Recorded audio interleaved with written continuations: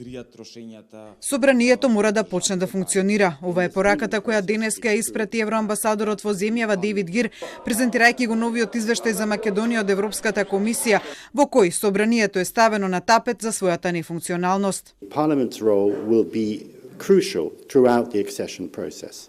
It will be crucial in adopting legislation. It will be crucial in having proper oversight of the actions of the executive in implementing the reforms. And it will be crucial as a centre point for public debate about the different issues which arise under during the accession processes. So it's going to be vital, and that's why we need a consensus in Parliament in order for this process to move forward. Гир побара и ревитализирање на улогата на Националниот совет за евроинтеграција, за кој рече дека треба да игра важна улога во тековниот процес на скринингот.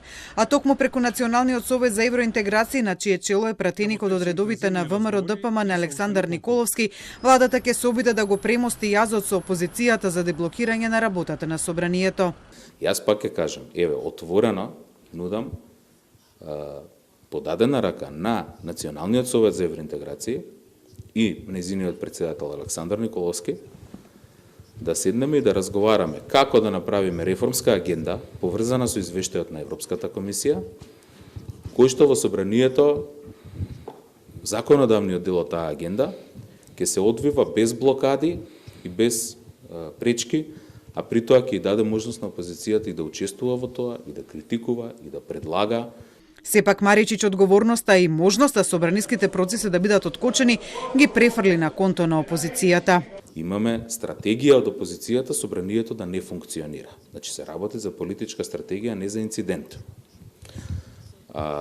Мислам дека ние како влада ќе направиме се што е во наша можност во рамките на демократските инструменти да функционира собранието колку што е можно подобро.